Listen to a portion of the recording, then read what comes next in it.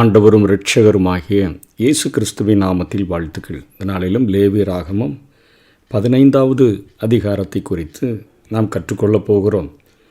உடலில் உண்டாகக்கூடிய கசிவுகளுக்கு பிறகு செய்ய வேண்டிய ஒரு சுத்திகரிப்பு, தீட்டுப்படுத்துகின்ற பிரம்மியம், அதாவது விந்து ஒழுகக்கூடிய அல்லது மேக வியாதி அல்லது வெட்டை வியாதி என்றெல்லாம் சொல்லுகிறோமே, இந்த உடலில் ஏற்படக்கூடிய இந்த அசுத்தங்களுக்கான சடங்கு முறைகளை குறித்து இந்த பகுதியிலே ஆண்டவர் போதிக்கிறார்.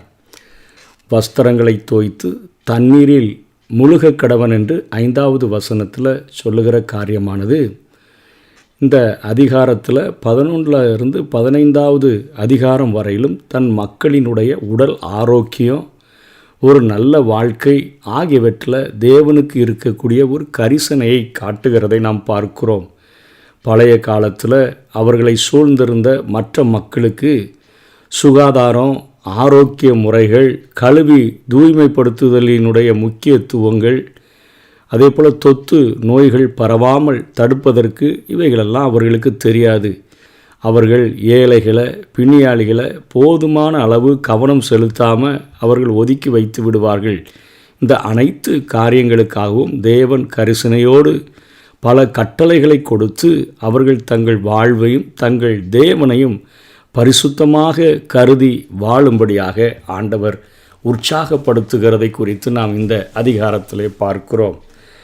முதல்ல இயல்பாகவோ அல்லது நோய்வாய்ப்பட்டோ ஒரு மனிதனுடைய உடலிலிருந்து இந்த விந்து கசிவுகள் ஏற்பட்டால் அதற்கான சுத்திகரிப்பு 1ஆம் வசனத்திலிருந்து 18வது வசனம் வரையிலும் விவரிக்கப்படுகிறது. அவன் எதையெல்லாம் தொடுகிறானோ அவைகள் எல்லாமே தீட்டுப்படக்கூடியது என்று சொல்லுகிறதை பார்க்கிறோம். 13லிருந்து 15வது வசனங்கள் வரையிலும் அவன் சுத்திகரிக்கப்படுவதற்கான சடங்கு முறைகளும் அங்கே சொல்லப்பட்டிருக்கிறதை பார்க்கிறோம். 16லிருந்து 18 வசனங்களில் தானாக அல்லது தன்னுடைய விருப்பத்தால் இந்த விந்தணுவோ அல்லது இந்திரியம் என்று சொல்லுகிறோமே, இந்த கழிந்தவனை பற்றிய சடங்குகள் இங்கே சொல்லப்பட்டிருக்கிறதை பார்க்கிறோம்.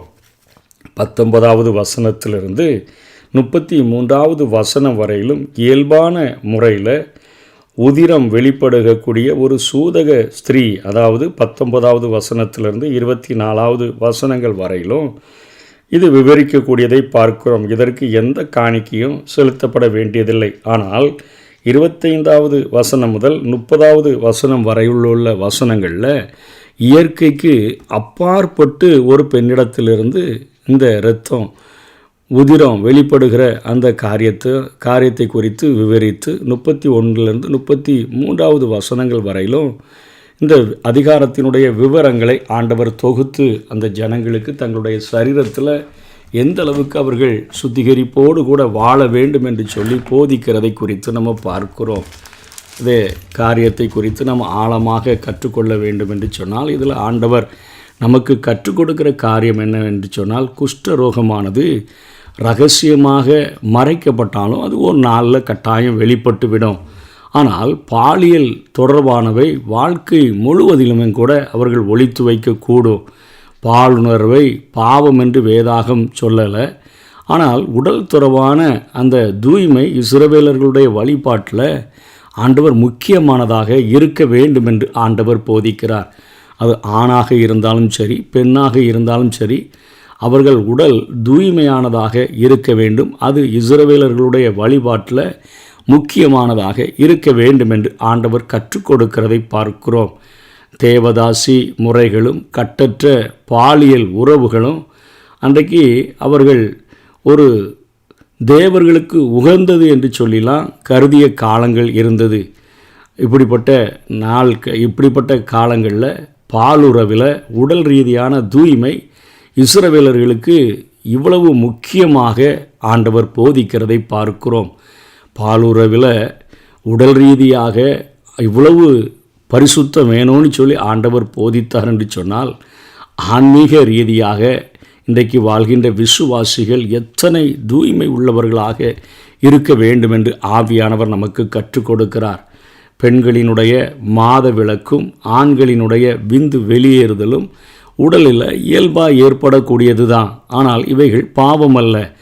ஆனால் பால் உறுப்புகளில் நோய்களின் தொடர்பில் இத்தகைய காரியங்கள் ஏற்படுகின்ற போது பலி செலுத்த வேண்டிய கட்டாயத்தை இங்கே ஆண்டவர் போதிக்கிறதை பார்க்கிறோம். சாதாரண நிலையில் இவற்றுக்காக மூழ்கி தூய்மை பெறுதல் போதுமானதாக இருக்கிற போது, அதாவது வசனம் 16 மற்றும் 19 அவர்கள் இது சாதாரணமாக ஏற்படும் என்று சொன்னால் அவர்கள் குளிச்சா போதும், மூழ்கி தூய்மை பெற்றால் போதும். ஆனால் நோய் ஏற்படும் பொழுது பலி செலுத்த இங்கே ஆண்டவர் போதிக்கிறதை வசனம் 29 நம்ம பார்க்கிறோம்.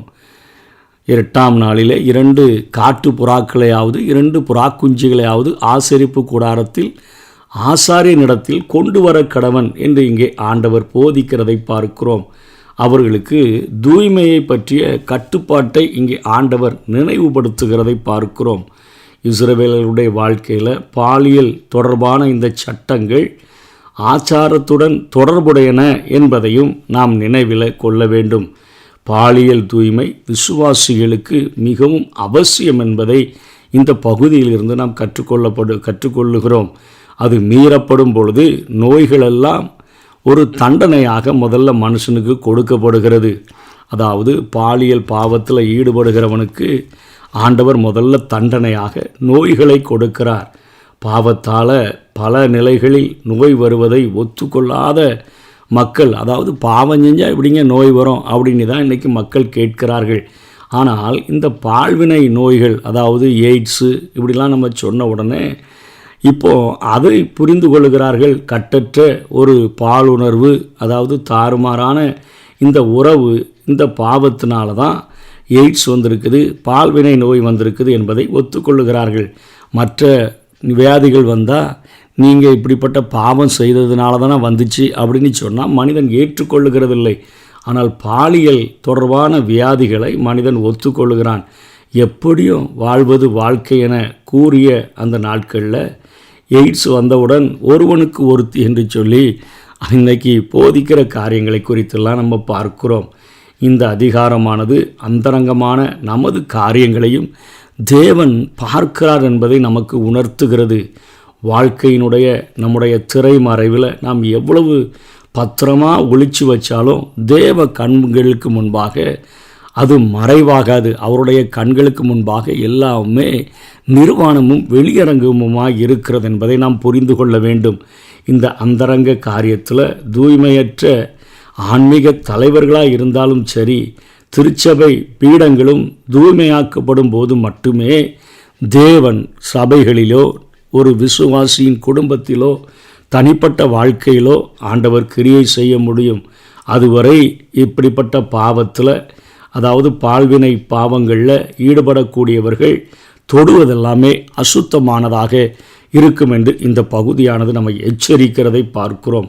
நமது தேவன் நம்மில் வாழ்கிறவராக இருக்கிற போது நம்முடைய இதய பீடங்கள் எத்தனை தூய்மை உள்ளதாக இருக்க வேண்டும். நமக்குள்ளாகவே இதோ வாசற்படியில் நின்று நான் தட்டுகிறேன், ஒருவன் என் சத்தத்தை கேட்டு கதவை திறந்தால் நான் அவனுக்குள்ளே வந்து அவனோடு கூட போஜனம் பண்ணுவேன், அவனும் என்னோடு கூட போஜனம் பண்ணுவான் என்கிற ஒரு நெருங்கிய உறவை விரும்புகிற ஆண்டவருக்கு நம்முடைய சரீரம் நம்ம தேவனுடைய ஆலயமாக இருக்கிறபடினாலே அந்த சரீரத்தில் வாசம் பண்ணுகிற ஆண்டவருக்கு நம்முடைய சரீரத்தை எத்தனையாக சுத்தமாக நாம் பாதுகாத்து கொள்ள வேண்டும். ஒருவன் தேவனுடைய ஆலயத்தை, அதாவது சரீரத்தை கெடுத்தால் தேவன் அவனை கெடுப்பார் என்றே வேதம் எச்சரிக்கிறதை பார்க்கிறோம். ஆகவே இங்கே நம்ம இந்த காரியங்களை குறித்து நியாயப்பிரமாணத்தின்படி, அதாவது மேக வியாதின்னு சொல்கிறோமே, வெட்ட வியாதி வெட்டன்னு சொல்கிறோமே, அதாவது அந்த விந்து கசிந்து கொண்டே இருக்கக்கூடிய காரியம், சூட்டுனால் பால்வினை நோய்களினால் இந்த காரியம் உண்டானாலோ, அதே போல் பெண்களுக்கும் இப்படிப்பட்ட உதிரம் நார்மலாக இல்லாமல் அது அப்படியே உதிரப்போக்கு இருந்தாலோ அது ஒரு வியாதி என்று சொல்லப்படுகிறதே. ஆனால் இயேசு கிறிஸ்து வாழ்ந்த நாட்களிலே லூக்கா 8வது அதிகாரம் 43 48 வரையிலும் பார்க்கிற போது ஒரு விசுவாச விரல்களால் கிறிஸ்துவை தொட்ட ஒரு பெண்ணை குறித்து நம்ம பார்க்கிறோம். இந்த அதிகாரத்தின்படி அப்படிப்பட்ட வியாதி உடையவங்க எதை தொட்டாலும் அது தீட்டு என்று சொல்லப்பட்டிருக்குது. ஆனால் இவள் இங்கே இயேசு கிறிஸ்துவை தொடுகிறதை பார்க்கிறோம். நியாயப்பிரமாணத்தின்படி அவள் தொட்டதெல்லாமே அசுத்தமாக இருக்க, இங்கு அவள் நடுங்கும் விரல்களால் அவள் தொட்டது ஒரு தூய்மையினுடைய ஒரு இமயம். அதாவது பரிசுத்தராக இந்த பூமியில் வாழ்ந்த இயேசு கிறிஸ்துவை அவள் தொடுகிறதை பார்க்கிறோம். உடனே அவளுக்கு அங்கே சுகம் கிடைக்கிறது. மாம்சத்தின் அசுத்த வாழ்வில் வீழ்ந்து தொடுவதையெல்லாம் அசுத்தமாக்குகின்ற நம்ம விசுவாசத்தில் இயேசு கிறிஸ்துவை தொட்டோம் என்று சொன்னால், இயேசு கிறிஸ்துவினிடத்தில் நெருங்கி வருவோம் என்று சொன்னால், நிச்சயமாக அந்த பெண் எப்படி விடுதலையை பெற்றாலோ அப்படி நம்முடைய சரீர வாழ்க்கையிலும் இந்த உலக பிரகாரமான சரீர காரியங்களிலும் நாம் பரிசுத்தத்தை பெற்றுக்கொள்ள முடியும். நாம் தேவனுடைய ஆலயமாக இருக்கிறபடினால, தேவன் நம்மில் வாசமாக இருக்கிறபடினால நம்முடைய சரீரத்தையும் பரிசுத்தமாக பாதுகாத்து கொள்ள வேண்டியது நமக்கு அவசியம்.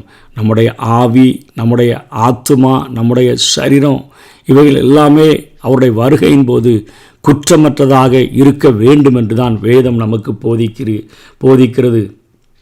ஆகவே ஆண்டவராகிய இயேசு கிறிஸ்துவை நெருங்கி அவரை தொட்டு நம்முடைய வாழ்க்கையில் ஒரு புதிய அத்தியாயத்தை நாம் தொடங்கி வாழ முயற்சிப்போம். கர்த்தர் தாமே நம்மை ஆசீர்வதிப்பாராக. ஆமேன்.